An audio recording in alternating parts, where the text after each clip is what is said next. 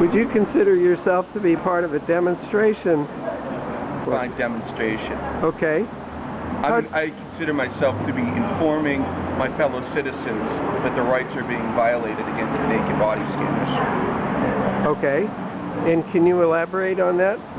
Yeah, I mean, they're being forced. They basically get a choice. They can go in there and they can get a naked picture, a highly detailed naked picture of their body taken, or they can get groped.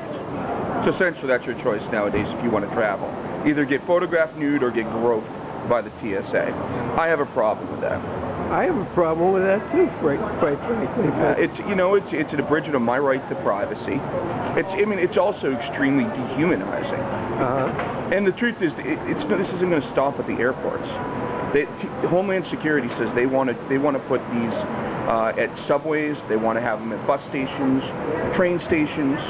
Basically, you eventually will not be able to travel without the government looking at naked pictures of your body.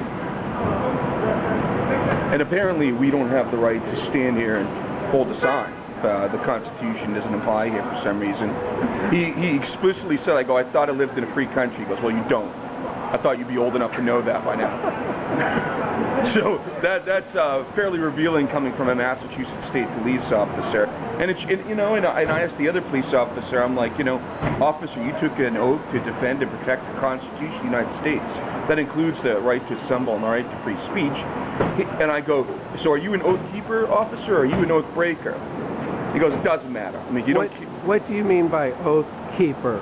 What does that phrase mean? Is he somebody that will keep his oath that he What took? oath?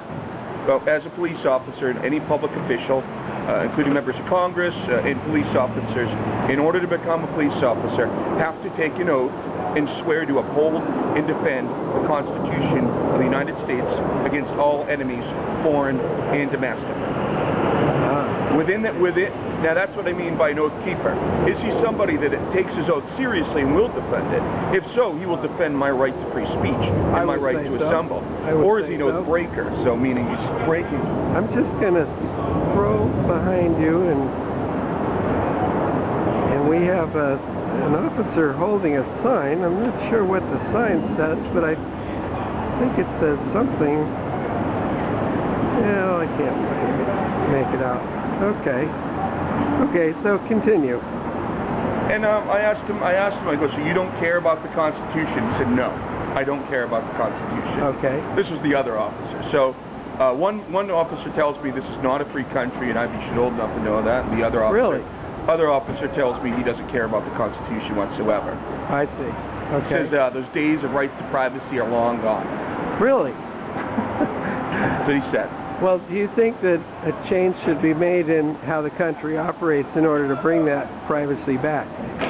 Absolutely. And what would you do to help bring that back? Well, I mean, there's different ways you could do it. Big picture, I personally believe we need to look at the abolition of the state to begin altogether. That's long term. I think the state is violence. The state is force. And it traditionally will always abridge the rights of the people. I think ultimately we just need to get rid of the state and work on a society that's based upon you realize that you're in the minority in that viewpoint. Oh, hell yeah. No, I'm way in the minority on that view. And I didn't always believe it either.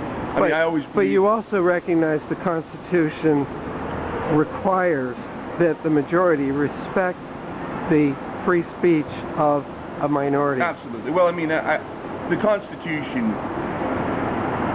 unfortunately, has worked.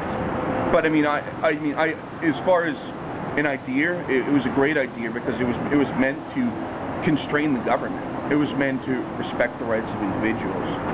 But what went wrong then? Oh man, that's a big question. I mean, a lot of things went wrong. People stopped caring about it. I mean, just like anything. I mean, political criminals get into Congress, and all they want is more power. I mean, sometimes they're not even necessarily evil. They just think their idea is more important than my freedom, you know. And they do what government does: usurp more and more power until the people are just serfs, until they're just slaves. I see. Okay. And how did you hear about the demonstration today? Oh, I came across it through a mutual friend on Facebook. Oh, okay. Okay. And were you expecting more people here?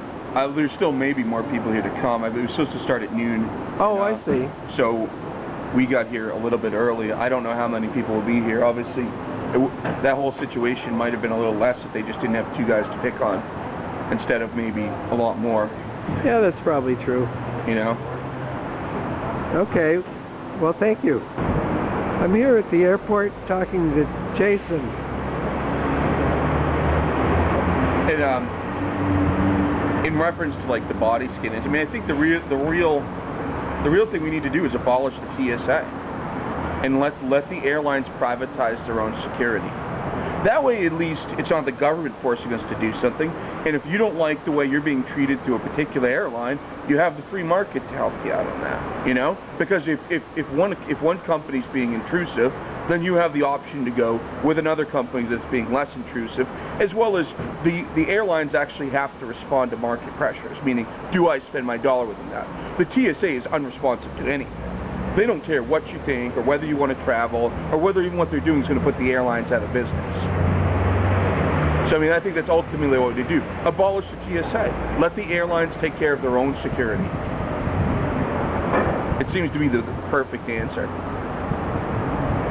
I'm asking you to stop for a moment. And see the camera, please.